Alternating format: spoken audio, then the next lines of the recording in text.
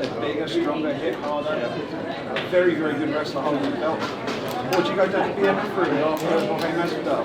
Because he already holds quite a dominant win over him. Yeah. Holds the lightweight belt. He wants to win the title again. 135 and a half.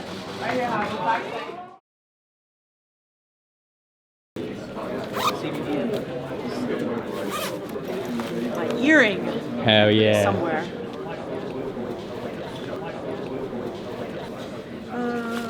Oh, here it is. I will show you. You got it? Yeah. Friggin' friend. I made it. Awesome. I will show you in just a second. Can somebody put this on me? Because I struggled for like 5 minutes to put it on. Let's me. see what I can This do. is the front. This is the front? This is the front. Oh, that's the front. Okay. Just put it on. Okay. Yeah, like Bang. Am I straight? Is my hair straight? So.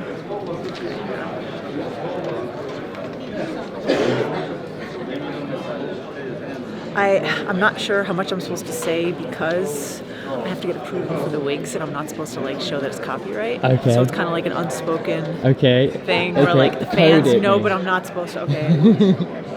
This is Goku Black. Oh, He has the earring. He's evil. that is very cool. That is very cool. Probably going to ask to be in a picture. Funny. Everybody ready? Yes. 126 even. Oh shit. She did it. I think Khabib versus Tony is a totally fascinating fight because they're both so good at what they do, and they've both been. I mean, Tony's obviously won 12 fights in a row, so he's been undefeated for a very, very significant portion of time. Khabib's been undefeated forever, and Khabib usually does it with heavy top control and wrestling. And Tony has a wrestling background. He's really good and dangerous and active off his back. Khabib has shown the ability to slow down a little bit in rounds, say 3, 4, and 5. So I think you are going to have an interesting mix to see. I don't think anyone knows exactly what's going to happen there, and if they do, they're just trying to go on the line and hope they get lucky. And then once they get lucky, they can say, "I knew it," but no one really knows it. Yeah. So, as well, obviously Reyes and Jones is coming up as well. Yeah. I think that's John Jones for sure. Yeah. Yeah, I mean, Reyes has a puncher's chance, but John Jones is as good as a mixed martial artist we've ever seen, and I think he controls the distance, probably gets inside, takes him down, throws him elbows, and has a fairly easy fight that night. Cool. I appreciate that, man. You got it. Yep. 15 months since we last saw him fight. Are we going to see a different Conor McGregor? How do you think he's developed as a fighter? He's 31 now. Yeah, obviously we don't know until the cage door closes, but what we've seen this week is a very different Conor McGregor in terms of the way he's speaking to the media, in terms of the way he's speaking about his opponent and to his opponents. Conor's one of the best trash talkers in the game, probably the best I've covered in 20 years of fight sport, and yet we haven't seen that this week. We've seen a new mature Conor McGregor, an assured Conor McGregor, a courteous Conor McGregor. But all that will change, of course, when the cage door closes. We'll see then what he's all about. But if he is as focused as he says he is, if he has been as diligent with his training as he once was back in 2013 to 16 when he pretty much run the game, if he's gone back to that Conor McGregor or even a little bit better, then 2020 could be a phenomenal year for all Conor McGregor fans, but also, as you say there, for the UFC as well. Away from the octagon, but he's never far away from making the headlines. He's had a few scrapes, hasn't he? Does the sport need that, or does it really need him to keep his nose clean this time, if he can? Well, of course, I think all sports want their athletes to be role models. Of course they do, but listen, fight sports and controversy over the years goes hand in hand. Whether you're talking about Muhammad Ali's career or Mike Tyson's career or Prince Nazim's career, controversy's always never too far away. And let's be honest, controversy sells. Sometimes it keeps the fans interested.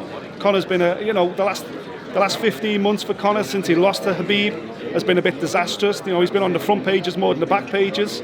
But if he can get back to doing what he does best this weekend, get back to being a mixed martial artist, push on for what he says is going to be a huge season for him in 2020, then, you know, Conor McGregor can not only climb back on top, but potentially add to a legacy that has also already got him in the conversation of the greatest of all time.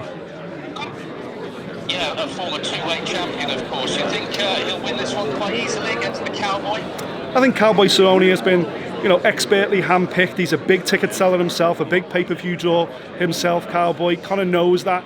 He knows that the fans will turn out in force for both these guys. He also knows that Cowboy Cerrone doesn't look comfortable against strikers, doesn't look comfortable against aggressive southpaws, which is exactly what Conor is.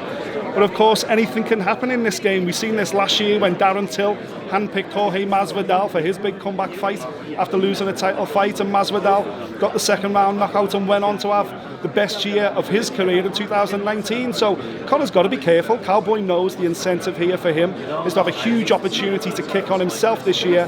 But make no mistake, Conor McGregor's here to make a statement. He wants that finish. He wants an early finish, and then push on for 2020 and his titles. Listen, everyone in the UFC, regardless of weight division, regardless of championship status, everybody wants the Conor McGregor fight because he's the biggest meal ticket in the sport. Inside the octagon, you can study that.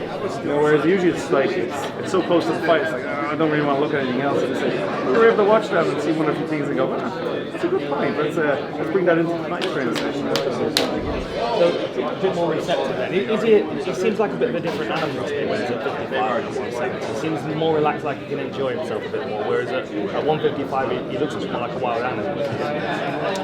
Yes, certainly for the last, you know yourself, the media's going to pick up in that last 2 weeks, especially, and it's in that last 2 weeks that suddenly the diet will start changing pretty radically.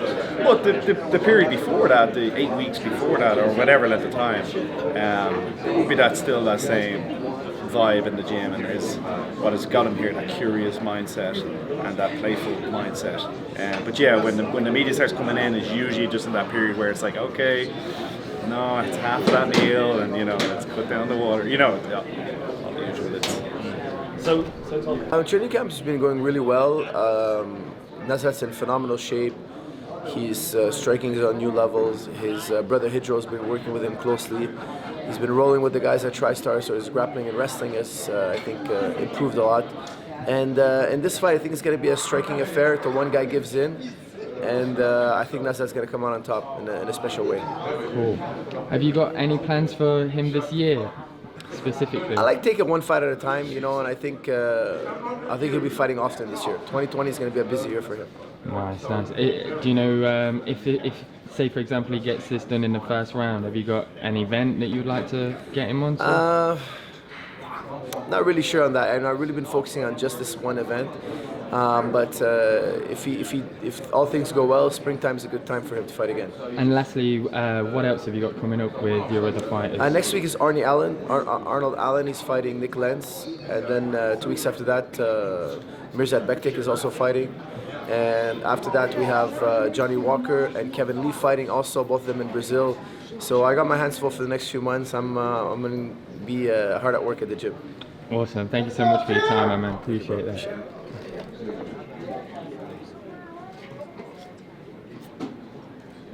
I don't know if you saw, Social just started a new, not internal, it's public, but UFC in Focus, and it's all about like internal like UFC staff or like guys like you. So if you had like cool photos or like something, I think it'd be awesome to like share your insight or like just something different. So if you know Joe Setley or Gavin or any of those guys, like, just send them an email and just say, hey dude, this is UFC in Focus like material. Because it's just something we're trying to give like more of a behind-the-scenes look at UFC, like, and the moments that don't get to be shared every day on the main channel, right? So, yeah. I've got some good film photos. That's what I'm saying, bro. Well, we're actually because we started the channel 9 months ago. Like we're not even been going a year yet, but we're putting a photography book together. We just spent a couple of days in Amsterdam, which is why he's wearing that hat. Nice. A couple of days in Amsterdam. And, well, any outtakes you have that you don't mind. Loads of good stuff. Yeah, a copy will be coming to you, for sure. Yeah. Well, just you'll appreciate it. It'd be cool. I think it'd be cool to see. So, but anyway, share them when you can. No rush. Awesome. Always good to see you. Man. You too, man. Good to see you, brother. You know, Cowboy and Conor is interesting. I think I love Cowboy. Been a fan of his since WC days. Obviously, we both fought on some of the same cards together, and love him as a human, and Connor's Connor. He's crazy and fun. I think if Cowboy can keep it going, I think Cowboy can take him late. But if it goes early, Connor's kind of the fast starter. Cowboy's kind of a slow starter. So if it goes early, it's definitely going to go Connor's way. Otherwise, Cowboy's going to drag him to deep water and find a way to win. Yes. Yeah, I can kind of see that as well. Cowboy getting a late finish with a head kick or something. Yeah. So I think if it's I know I'm not really kind of playing both sides of the fence, but I think if it's early, obviously Connor, and if it goes the distance, I think Cowboy catches him late. Sam. This camp has been great. We're all super excited. This is a great fight for him. He's been really motivated with his training, going back and forth to Dallas, to Fortis, training at our gym back home. Give me a second. Yeah. I think he's coming on. Yeah, you can go. You can watch if you'd like. Okay. Oh no, it's live. So, yeah, I mean, honestly, this weight cut too was amazing, like the best weight cut ever. I think especially because it was a 3-hour flight. We've been used to traveling Abu Dhabi, Prague, Brazil, 14-hour flight. So that was the main thing, that this time it was perfect. Like, I don't think there's ever been a better weight cut. That's good. So that was the best part of it. He's ready. He's feeling great, confident. We're all behind him. The whole time during camp, he's super close to the family, friends. We do something almost every weekend. That's what keeps him going. He doesn't ever like to be alone, or it's not always just about training. It's always family training, and of course also family time is training time. We all train together. So our older son's a wrestler, senior, so he helps him train a lot too, and so it's a lot of fun. We all train together, and we're really excited. We can't wait.